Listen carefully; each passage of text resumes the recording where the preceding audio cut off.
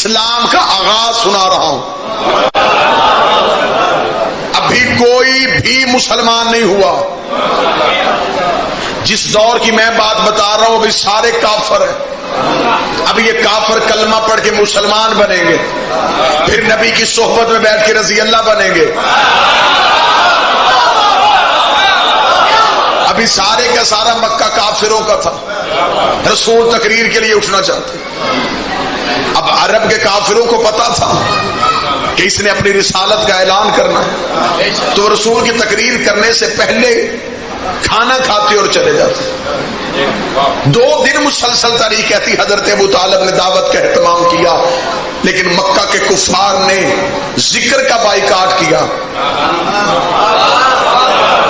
دسترخوان کا نہیں کیا, کیونکہ پورا عرب کھاتا ہی اسی گھر سے تھا. قحط کے دنوں میں بھی دسترخوان انہی کا سجدہ تھا.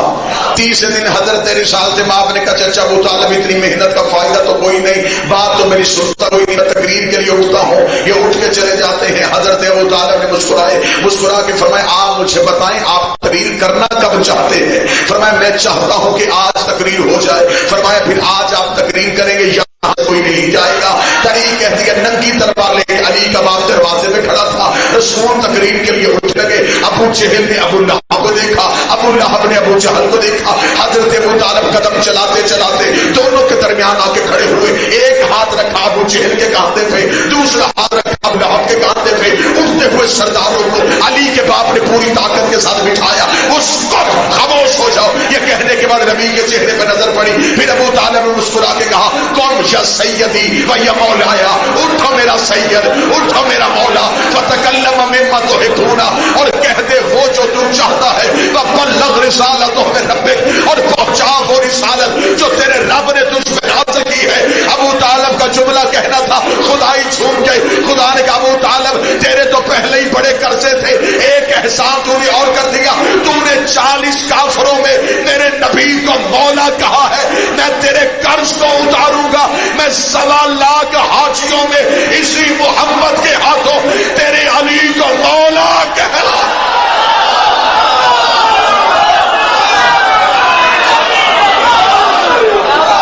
بسم اللہ. بادشاہ حسین آپ نے 40 کافروں میں میرے نبی کو مولا کہہ دیا. اور حضرت ابو طالب جملہ کہا کیا؟ حضرت ابو طالب نے کہا بلغ رسالتہ من ربک, پہنچا وہ رسالت.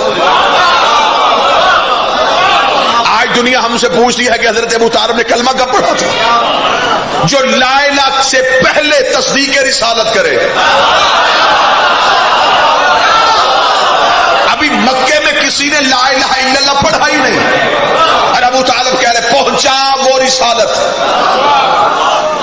جو تیرے رب نے تجھ پہ نازل کی. ابو طالب دروازے پہ کھڑے ہیں, رسول تقریر کر رہے ہیں, علی مجمع کے پیچھے کھڑے. چلے میں جملہ آسان کر دیتا ہوں. مجمع کے آگے رسول ہے, پیچھے علی.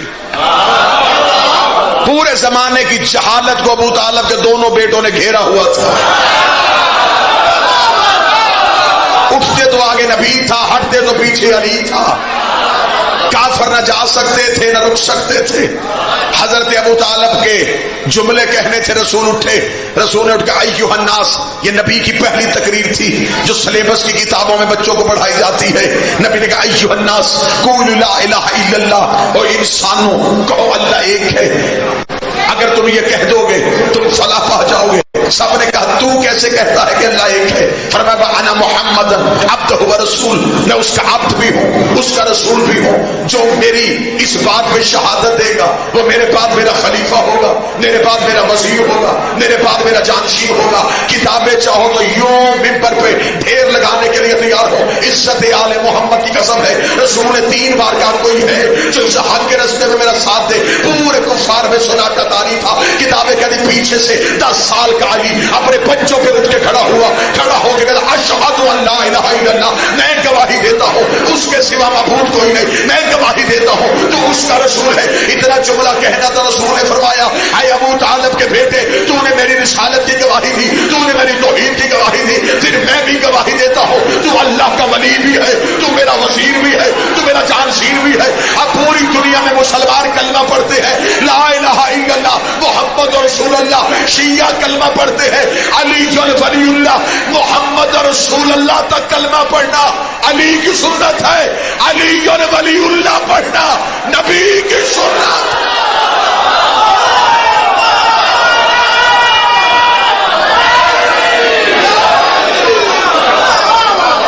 میں گواہی دیتا ہوں،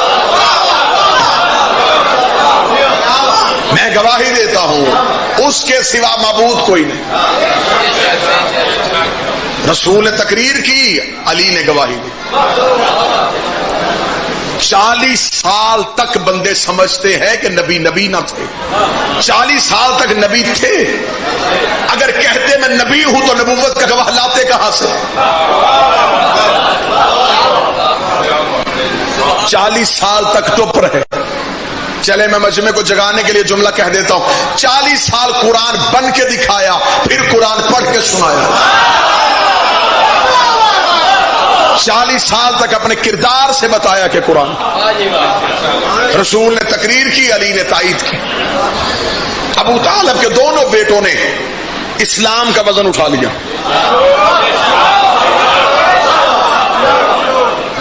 لا الہ الا اللہ محمد رسول اللہ مطمئن ہو گئے علی ولی اللہ کی وجہ سے۔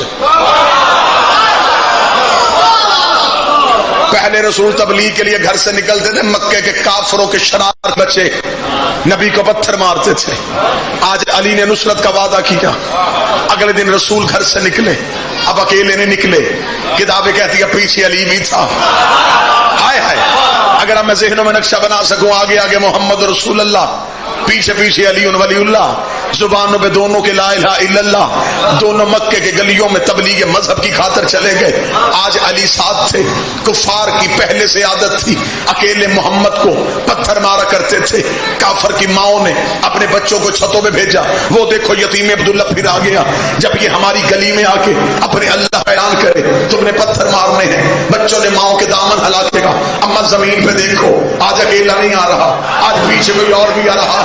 فرمایا وہ علی آ رہا ہے، وہ اس کا بھی چھوٹا بھائی ہے، وہ تو ابو طالب کا چھوٹا بیٹا ہے، وہ زمین پہ ہے، تم چھتوں پہ ہو، تم چھت سے پتھر مارو گے، علی تمہارا نشانہ کیسے لے گا، علی تم سے مقابلہ کیسے کرے گا، تم اپنے چھتوں کی سہارے کے ساتھ محمد کو زخمی کرو۔ کافر چاہتے تھے محمد زخمی ہو جائے، ولایت علی پیچھے تھی، علی ولی اللہ پیچھے تھا۔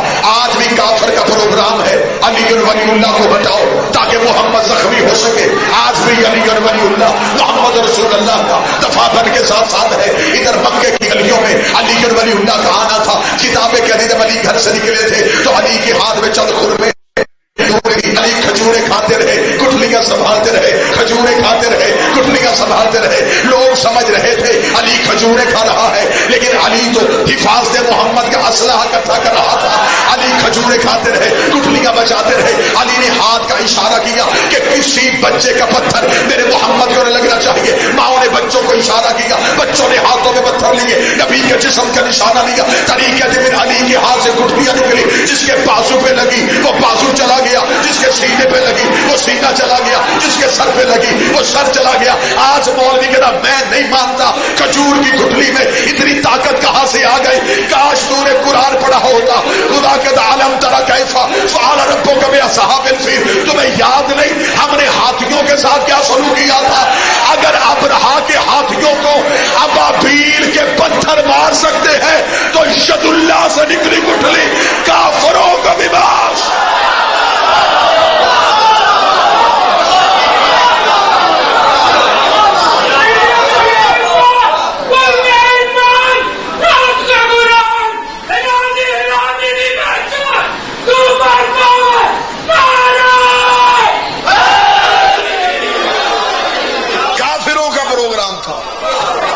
جو صاحبان مکمل جی، میں اسلام کا ابتدائیہ سنا رہا ہوں آپ۔ شوال مہینہ منسوب ہے حضرت عمران سے۔ اسلام کا ابتدائیہ کیا ہے، آغاز اسلام کیا ہے؟ جہاں جہاں محمد رسول اللہ تھے پیچھے پیچھے علی ولی اللہ تھے۔ جب حضرت ابو طالب نے دنیا چھوڑی تو خدا نے کہا میرا محمد اب مکہ تیرے رہنے کے قابل نہیں رہا، اب تو بھی مکہ چھوڑ۔ اور صرف یہ نہیں کہا کہ مکہ چھوڑ، فرمایا بستر پہ اسے سلا جو تجھ میں سے ہے۔ باتیں آپ کی سنی سنائی ہوں گی، نتیجے میں بس نہیں دوں گا۔ رسول نے، اللہ کا حکم تھا اپنے بستر پہ اسے سلا جو تجھ میں سے ہے۔ رسول نے اپنے بستر پہ کسی مسلک کو کوئی اعتراض نہیں، سب مانتے ہیں کہ رسول نے اپنے بستر پہ ہجرت کی رات امیر المومنین کو سلایا۔ میرا علماء سے ہاتھ باندھ کے سوال ہے کہ جو خلافت کے لیے آئے تھے وہ بستر پیغمبر پہ کیوں نہیں آئے؟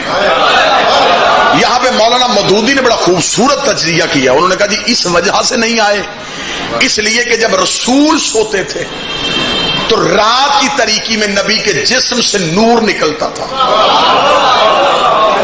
صحیح بخاری میں بھی ایک نبی کی بیوی کا قول درج ہے کہ وہ نبی کی بیوی کہتی ہے کہ رات کی تاریکی میں اگر میری سوئی بھی گم ہو جاتی تو میں نبی کے چہرے کے نور سے ڈھونڈ لیا کرتی تھی۔ تو اس کا مطلب ہے کہ اندھیرے میں نبی کے جسم سے نور نکلتا تھا۔ آج بندہ وہ چاہیے، میرا خیال آپ ذہنی طور پہ تھا، جو سوئے تو نور نکلے۔ مولانا مودودی کہتے بس یہی وجہ تھی کہ رسول نے علی کو سلایا۔ کاش یا میں مودودی صاحب کے دور میں ہوتا یا مودودی صاحب آج ہوتے تو میں ان سے ضرور پوچھتا کہ قبلہ آپ نے علی کا فضائل چھپاتے چھپاتے یہ منطق لکھ دی کہ کیونکہ علی اور محمد ایک نور سے تھے تو لہٰذا آج نور مجبوری تھی جس وجہ سے علی کو سلایا۔ تو پھر قبلہ اگر نور ہی مجبوری تھا تو جبریل بھی تو نور ہے، بجائے علی کے رسول جبریل کو کہتے تو میرے بستر پہ سو۔ اگر کافر حملہ بھی کر دیتے تو فرشتے کو زخم کیسے آنا تھا؟ جبریل کو سلاتے، علی کو ساتھ لے جاتے۔ مودودی صاحب تو زندہ نہیں، لیکن مودودی صاحب کی ذہنیت والے لوگ تو آج بھی زندہ ہیں۔ جب ہم نے ان سے سوال کیا تو انہوں نے جواب میں دے دیا جی نہیں جی آپ شیعہ تو پھر حد کرتے ہیں، ضد کرتے ہیں ہر بات پہ، ایسا کیسے ہو سکتا ہے؟ نبی کے بستر پہ جبریل کیسے سو سکتا ہے؟ جبریل تو نبی کا نوکر ہے، اور نوکر کی جرت کیا ہے کہ وہ سردار کے بستر پہ لیٹ جائے؟ جبریل جیسے نوکر کی جرت کیا ہے کہ وہ سردار کے بستر پہ لیٹ جائے؟ تو پھر میں مولوی سے ہاتھ باندھ کے سوال نہ پوچھوں کہ جس نبی کے بستر پہ جبریل جیسا نوری نوکر نہیں بیٹھ سکتا اس کے منبر پہ کوئی امتی کیسے بیٹھ سکتا؟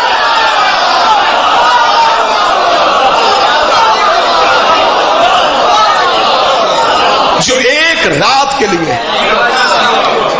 اب اس میں جو راز تھا میں وہ راز سناؤں۔ علی کو سلایا کیوں تھا؟ رسول نے یہ نہیں کہا تھا کہ یا علی آج میرے بستر پہ لیٹ جا، فرمایا یا علی سو جا۔ حکم لیٹنے کا نہیں تھا، سونے کا تھا۔ یہ بات تو آپ بھی مانتے ہیں کہ لیٹنا بندے کے بس میں ہے، سونا اپنے اختیار میں ایسے تو ہو نہیں سکتا کہ سر پہ موت ہو۔ رسول نے یہ کہا یا علی آج میرے بستر پہ موت ہے، آپ سو جائیں۔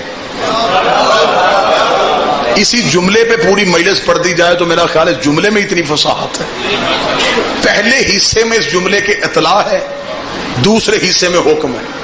آج میرے بستر پہ موت ہے، یہ اطلاع، سو جا، یہ حکم۔ اب اگر علی سوئے نہ تو حکم کی تعمیل نہیں، اطلاع نبی نے دی ہے موت ہے۔ آخر رسول کو وجہ کیا تھی علی سلایا کیوں؟ شاید منبر سے ذاکرین نے نہ کسی نے بتایا ہو تو آج یہ نوکر یہ سعادت حاصل کر لیتا ہے کہ آخر اللہ اور محمد نے مشترکہ منصوبے کے ساتھ ہجرت کی رات بستر پہ علی کو سلایا کیوں تھا؟ اس لیے کہ اللہ نے قرآن میں دعویٰ کیا تھا اللہ لا الہ الا هو الحی القیوم لا تأخذہ سنۃ ولا نوم، اور اللہ وہ ہے جسے نیند نہیں آتی، اللہ وہ ہے جسے نیند نہیں آتی، اللہ وہ ہے جسے نیند نہیں آتی۔ اور علی نے سورج کی طرف دیکھ کے کہہ دیا تھا اے سورج گواہ رہنا، علی نے تجھے ابھرتے دیکھا ہے، تو نے کبھی علی کو سوتے ہوئے نہیں دیکھا۔ اب مجھے نہیں پتا کتنے بندے عقیدے والے بیٹھے ہیں، عرش پہ وہ نہیں سوتا تھا، فرش پہ یہ نہیں سوتا تھا، خدا نے کہا محمد ایک رات کے لیے علی سلا دے ورنہ میری لا شریکی خطرے میں چلے گا. ایک رات کے لیے علی سلا. اگر علی نہ سویا، اگر علی نہ سویا تو عرش پہ میں لا شریک، فرش پہ یہ لا شریک. اسے کہ سو توحید بچے، اور جس کی آنکھیں بند ہونے سے توحید بچے، جس نے چند لمحے آنکھیں بند کی توحید بچ گئی. مشترکہ منصوبے کے ساتھ میرے پیر کو سلایا گیا. اللہ اور نبی نے مشترکہ منصوبہ بنا کے میرا پیر سلایا. سو جا، تیرا بھی دعویٰ ہے کہ تجھے بھی نیند نہیں آتی. مطمئن ہو کے علی سو گئے اور نبی نے اعلان کیا تھا صبح امانتیں واپس کر کے میرے پیچھے مدینہ آ جانا. اب یہ بھی سلیبس کی کتابوں میں لکھا ہے، اس کے لیے بھی مجھے کسی تبع مصر، تبع بیروت یا تبع قم کتاب کا حوالہ دینے کی ضرورت ہی نہیں. یہ تو دینیات اور اسلامیات میں لکھا ہے کہ رسول مکہ کے کفار کی امانتیں علی کے حوالے کر کے خود مدینہ چلے گئے. اب میں یہاں پہ ایک اور نتیجہ اپنے اس مجمع سے لے لیتا ہوں. آپ تھوڑا سا میرے ساتھ زحمت فرمائیں گے. امانتیں تھی کن کی؟ کافروں کی. رکھوائی کس کے پاس تھی؟ نبی کے پاس. نبی کس سے دے کے گئے؟ علی کو. بہت اچھا جواب آ گیا. اس جواب کو تھوڑا دہرائیے گا تاکہ نتیجہ آسان. تھی کافروں کی، رکھوائی تھی نبی کے پاس، نبی دے گئے علی کو. تھی کافروں کی، رکھوائی تھی نبی کے پاس، نبی دے گئے علی کو. مجمع چپ رہے، مجھے مزہ ہی بڑھا رہا ہے. تھی کافروں کی، رکھوائی تھی نبی کے پاس، نبی دے گئے علی کو. تھی کافروں کی، رکھوائی تھی نبی کے پاس، نبی دے گئے علی کو. پورے مجمع میں ایک بندہ میرا سنی بھائی بیٹھا ہے، فیصلہ گھر جا کے کرنا. جو محمد ایک رات کے لیے مکہ چھوڑتے ہوئے کافروں کی امانتیں علی کے سوا کسی کو نہیں دیتا، وہ دنیا چھوڑتے ہوئے اللہ کی خلافت جیسی امانت علی کے سوا کسی کو کیسے.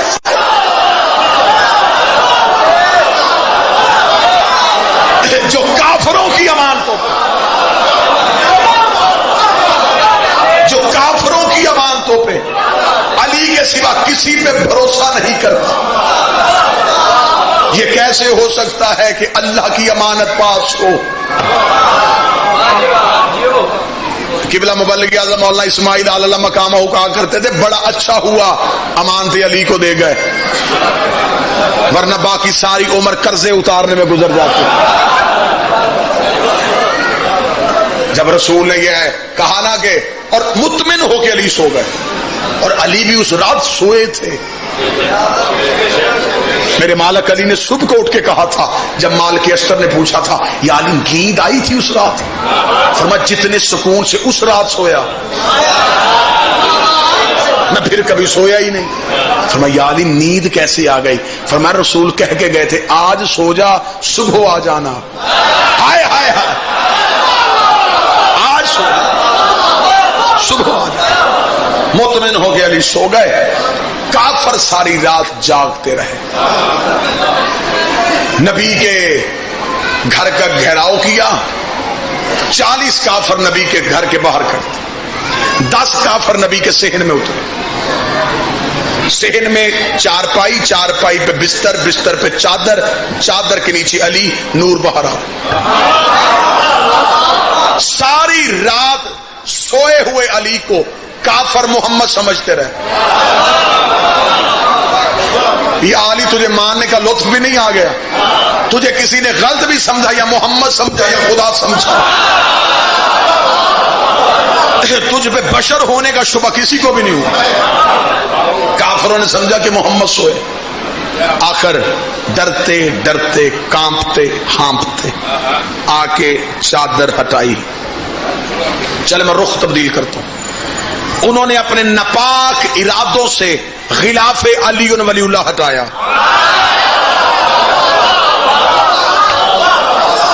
نظر پڑی اللہ کے چہرے پہ. نہیں لطف ہی نہیں لیا آپ نے لفظ. آئے تھے رحمت کو ڈھونڈنے، سامنا ہو گیا اللہ کے جلال سے، دیکھ کے کہنے لگے علی آپ محمد کہاں ہیں؟ ایک ہی جملہ مجھے تاریخ میں ملا، اس سے ایک انچ بھی آگے پیچھے کسی کو مجھے ملے تو گریبان سے پکڑ لینا۔ علی نے یوں چادر ہٹائی، آنکھوں میں میرے حوالے کر کے گئے تھے۔ یہ روب تھا علی کا، صرف بتایا کہ میں تنہا نہیں۔ 40 کافروں نے دیواریں پھلانگی، سیدھے گئے ابو جہل کے ڈیرے پہ، جا کے کہنے لگے لے تو کر لے۔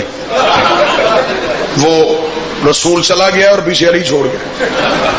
ساری رات تری کہتی ہے کہ مکے کے کافر ابو جہل کے ڈیرے پہ جا کے مشورے کرتے رہے کہ اب کیا کریں۔ صبح کو مکے کی گلیوں میں ایک اعلان آیا، مکے والوں، راز محمد ابن عبداللہ ہجرت کر کے مدینہ تشریف لے گئے، جو امانتیں تم نے رسول کو دی تھی وہ میرے پاس ہیں، تھوڑی دیر میں بھی مکے میں ہوں، پھر میں بھی اپنے نبی کے پیچھے چلا جاؤں گا، جس کی جو امانت ہے ابو طالب کی حویلی سے آ کے لے جائے۔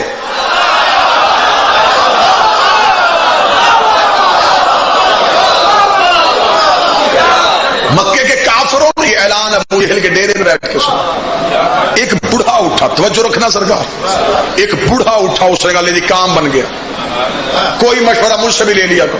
انہوں نے کہا بابا جی آپ آگے آپ مشورہ دے۔ کیا مشورہ ہے؟ اس نے کہا مانتے کس کے پاس رکھوائی تھی؟ انہوں نے کہا محمد کے پاس۔ دے کون رہا ہے؟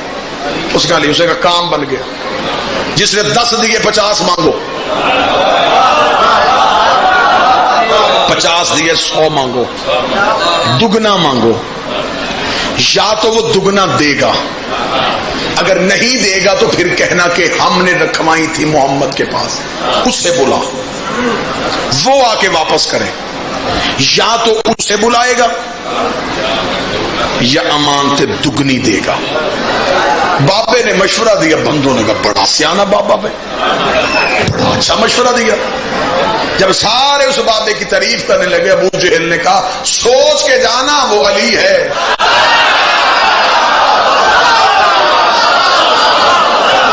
اس نے مکہ میں ہماری کوئی تدبیر نہیں چلنے دی۔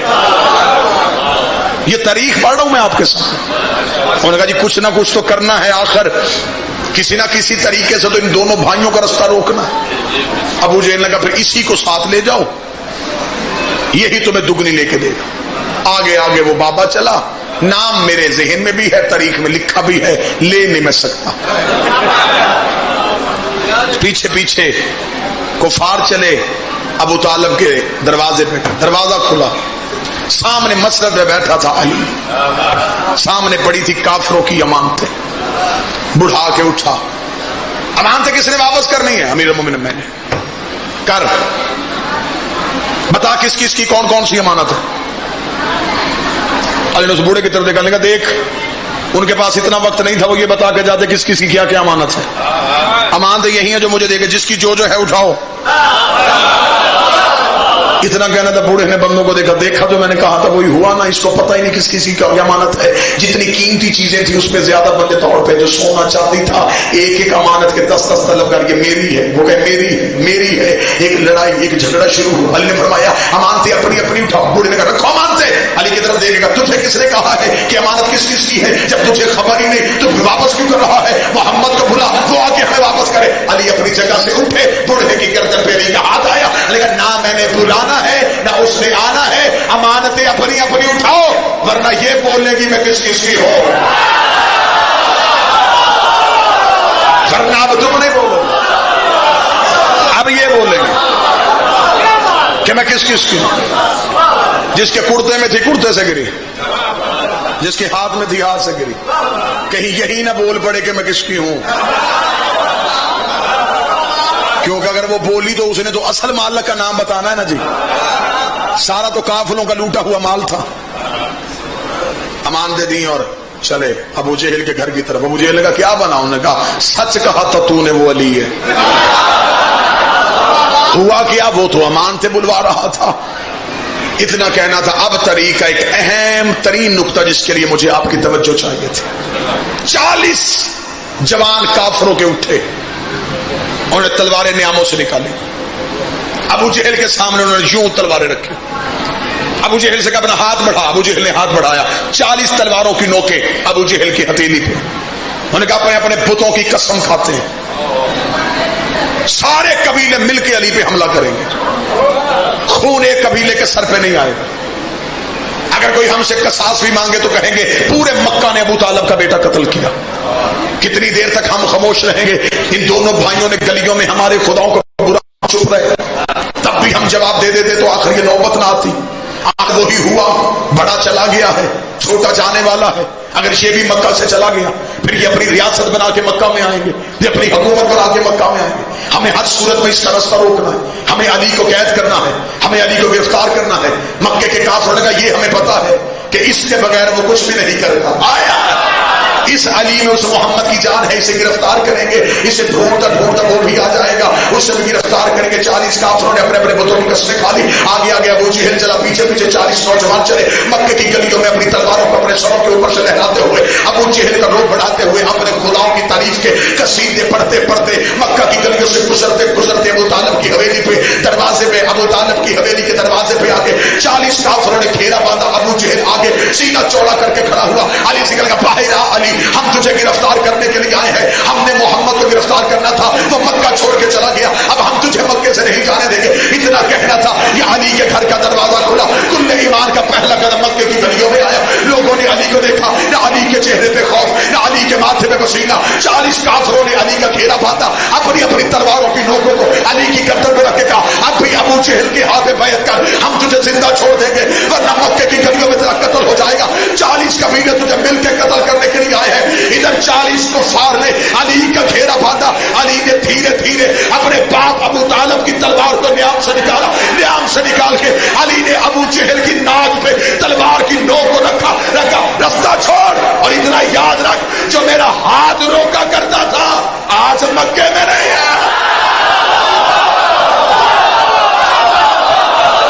اتنا یاد رکھ, جو روک لیا کرتا تھا آج وہ مکہ میں نہیں.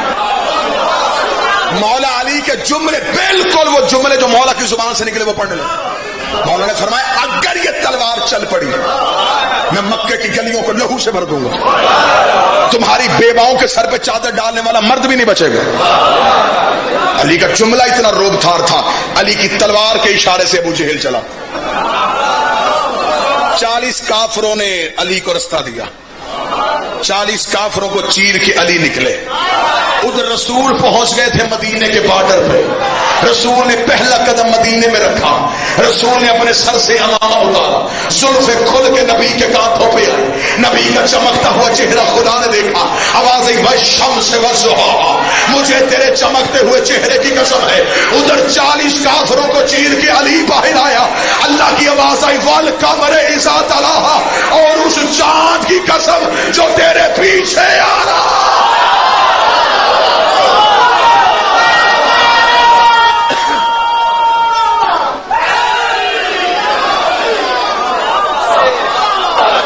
اس چاند کی قسم جو تیرے پیچھے آ رہا. نبی نے پیچھے مڑ کے دیکھا تو پیچھے علی آ رہا. یہ ہے اسلام مکہ میں قائم رہا تو علی ولی اللہ کی وجہ سے. مدینہ میں قائم رہا اسلام تو علی ولی اللہ کی وجہ سے. اس لیے آخری ہجوم میں مجمع میں اللہ نے کہا میرا محمد جس نے مجھے بچایا, جس نے تجھے بچایا. اب روک صحابیوں کو, انہیں بتا دے کہ اگر علی نہیں تو پھر کچھ بھی نہیں. پھر رسول نے یہ نہیں کہا کہ پڑھنا ہے تو پڑھ لو, ماننا ہے تو مان لو, نہ بھی پڑھو گے تو گزارا ہو جائے گا. 3.5 گھنٹے تقریر کی ہے رسول نے علی ولی اللہ کے موضوع پہ. 3.5 گھنٹے تقریر کی, اور پھر علی کو واجب منوایا. آج شیعہ بحث میں ہے، شیعہ آپس میں جھگڑ رہے ہیں مستحب ہے کہ واجب ہے. کتابوں کے حوالے تو اس سینے میں اتنے ہیں کہ اگر رات بھی ہو جائے تو میں لکھوانا شروع کروں تو حوالوں سے تو 1 انچ بھی میں پیچھے نہیں ہٹوں گا. مسجد کا منبر ہو، امام بارگاہ ہو یا عدالت ہو، جہاں چاہو ولایت علی کے لیے یہ نوکر آنے کے لیے تیار ہے. لیکن ایک لمحے کے لیے جتنا یہ لدے والا چیما کا مجمع ہے، ایک لمحے کے لیے یہ جج بن جائے، ایک ہی دلیل میں پوری پنچایت فیصلہ کر دیتی، ابھی فیصلہ ہو جاتا. کتاب کا حوالہ بھی نہیں دینا جی، صفحہ نمبر بھی نہیں بتانا، دلیل میں نے ایک دینی ہے علی ولی اللہ کے واجب ہونے پہ، فیصلہ پورے مجمع نے کرنا ہے. اگر دلیل میں کمی ہو تو اٹھ کے مجمع سے روکنا، تیری دلیل ناقص. جواب بہتر آئے تو پھر آج کے بعد ماننا کہ علی کی حیثیت کیا ہے.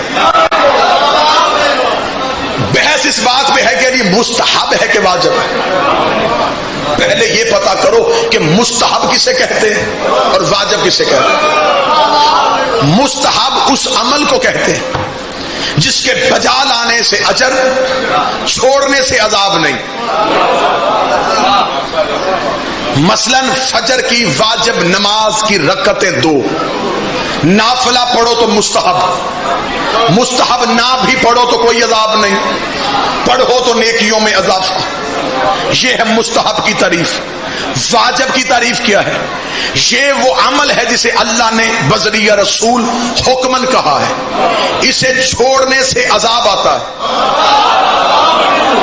واجب کے چھوڑنے پہ عذاب ہے، مستحب کے چھوڑنے پہ عذاب نہیں. فیصلہ مجمع کرے، اگر علی واجب نہیں تو غدیر میں حارث پہ عذاب کیوں آیا؟ حارث پہ عذاب لا الہ کی وجہ سے نہیں، محمد رسول اللہ کی وجہ سے نہیں، علی ولی اللہ کی.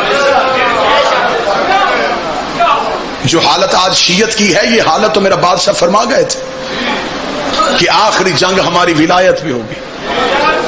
مولا فرمائیں گے اتنا مشکل ہو جائے گا ہماری ولایت پہ قائم رہنا کہ بیوی شوہر سے مذہب چھپائے گی،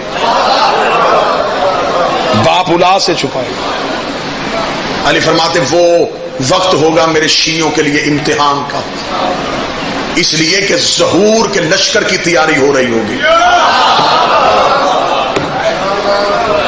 آج سارے شیعہ کہتے ہیں اللہم جل ولیک الفرج، میرا 12واں آجا آجا آجا تشریف لائیے. کہیں اسے بلانا کوفے والے خط کے برابر تو نہیں؟ بلایا تو کوفے والوں نے بھی تھا کہ حسین آئیے، ابھی رستے میں تھے اور کوفے والوں نے کہا واپس جائیے، ہم آپ کا ساتھ نہیں دے سکتے. اتنا مشکل ہو جائے گا علی ولی اللہ پہ قائم رہنا. شیعہ امتحان در امتحان در امتحان در امتحان میں چلا جائے. پھر وہ وقت ہوگا جب 12واں جنگلوں سے اپنے شیعہ ڈھونڈے گا، چھپے ہوئے لوگوں کو گھروں سے نکالے گا. مولا امیر المومنین فرماتے ہیں کہ آخری سب سے بہترین اجر آج کے دور کے شیعہ کا ہے. جناب سلمان محمدی کی دعا کتاب میں موجود ہے. جناب سلمان نے کہا تھا کاش میں علی کے آخری بیٹے کے دور میں ہوتا. ایک صحابی نے کہا کہ تو علی کے دور میں ہو کے نبی کی صحبت میں بیٹھ کے پھر اس دور کی دعا کیوں کر رہا ہے؟ اس نے کہا مجھ سے علی نے مجھے بتایا ہے کہ اس دور کے شیعہ کا اجر اتنا ہوگا جو بغیر دیکھے ہم سے محبت کر رہے ہوں. امام پردے میں ہو اور وہ پردے میں محبت کر رہے ہیں، لیکن محبت ہمیشہ امتحان مانگتی ہے، عشق ہمیشہ قربانی مانگتا ہے. سر دینا پڑتا ہے، جنگلوں میں جانا پڑتا ہے، گھر بار چھوڑنے پڑتے ہیں محبت کی خاطر. اگر علی سے محبت ہے تو پھر مشکلوں کے لیے تیار رہنا. آسانیوں میں جو مل جائے اسے علی نہیں کہتے. منت ہے یہ میری بھائی بیٹا بن کے اپنے ذاتی کام کے لیے میں کسی کے سامنے ہاتھ جوڑوں میرے لیے موت، علی کے لیے جوڑوں میرے لیے فخر، تاکہ بروز قیامت بادشاہ کے سامنے فخر سے کہہ سکوں مولا تیری ولایت کے لیے میں نے نگر نگر جا کے ہاتھ باندھ کے تیری ولایت پہنچا. یہ ہاتھ باندھ کے کہہ رہا ہوں تمہیں حسین کے آخری سجدے کا واسطہ، زندگی میں علی کی ولایت کو نہ چھوڑ. علی ولی اللہ کو ایک لمحے کے لیے تنہا نہ کرنا. علی فرماتے ہیں میں اتنا مظلوم ہوں, مجھے دشمن دشمنی میں چھوڑ گیا, دوست خوف میں چھوڑ گیا. اس علی ولی اللہ کو بچاتے بچاتے بیٹی شام کے بازار میں چلی.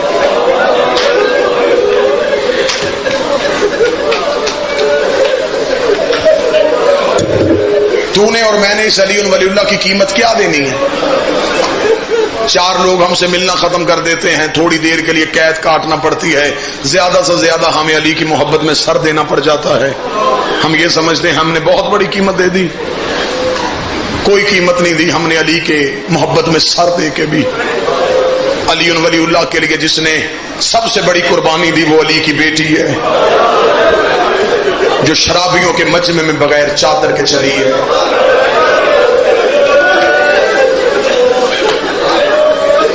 یہ صرف بدلے لیے گئے علی ولی اللہ کے. آج بھی میرا مولا تمہیں شام میں سیدہ کے روزے کا چہلم نصیب کرے. اب تو دور تبدیل ہو گیا, ماں بھی قید میں ہے, بیٹی بھی قید میں. بقیہ میں ماں کی قبر پہ بھی سپاہی کھڑے ہیں, بیٹی کی قبر پہ بھی فوجیں کھڑی ہیں. میرا 12واں زمانے سے آ کے پوچھ میری دادیوں کا جرم کیا ہے. ایک وقت ہوتا تھا جب چہلم کا 40 کا سب سے بڑا اجتماع شام میں ہوتا تھا. زیادہ عرصہ نہیں, یہ پیچھے 7-8 سال پیچھے چلے جائیں جب حالات بہتر تھے. سب سے زیادہ ماتمی شام جاتے تھے, کیونکہ شام میں پرسے کی اجازت تھی. جی بھر کے خون کا پرسہ دو, اور ویسے بھی بھائیوں کے پرسے بہنوں کو دیے جاتے ہیں. سب سے زیادہ پوری دنیا کے ماتمی شام جاتے تھے. ماتم میں کوئی رکاوٹ نہیں تھی. چہلم کی جو رات ہے نا, وہ بی بی کے حرم کے مرکزی دروازے پہ عربوں کا ماتمی جلوس آتا ہے. ان میں کوئی بھی پاکستانی انڈین نہیں ہوتے, یہ سارے عرب کے جوان ہوتے ہیں. جتنے عرب ممالک کے سارے خوبصورت جوان جب یہ چہلم کا بی بی کا پرسہ دینے آتے ہیں نا, رات 12 بجے کے قریب 20 صفر کی صبح, انہوں نے کفن پہنے ہوتے ہیں, ان کے ہاتھوں میں ہوتی ہے تلواریں. یہ بی بی کے روزے کے مرکزی دروازے پہ آ کے کھڑے ہو جاتے اور یہ بی بی کے روزے کے میناروں کو دیکھنا شروع کر دیتے. پوری دنیا کے لوگ ان عربوں کا ماتم دیکھنے کے لیے چاروں طرف اکٹھے ہو جاتے.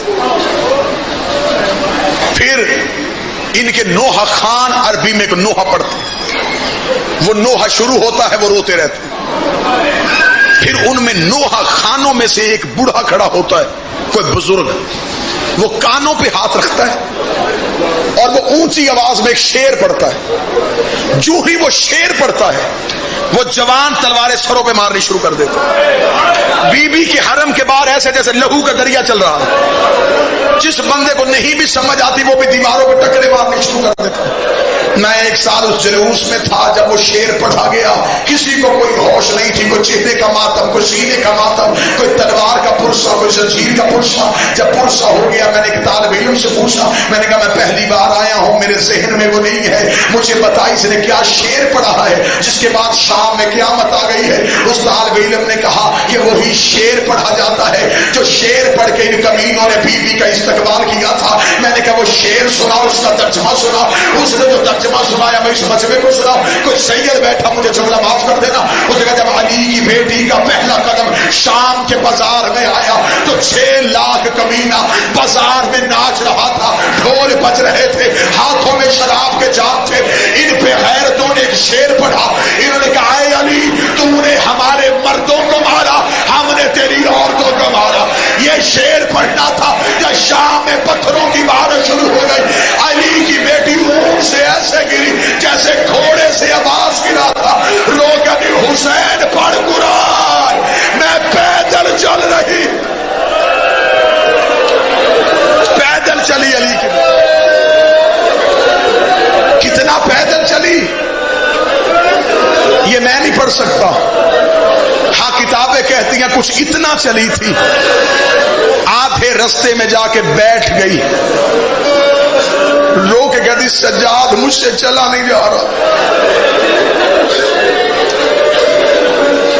मैं दिल से दुआ दे रहा हूं इन रोती हुई आंखों में मेरा मौला तुम्हें शाम ले जाए। जब जाओ तो बहनें बेटियां साथ लेके जाओ, उन बाजारों से गुजरो जहां से मोहम्मद की बेटियों को गुजारा गया।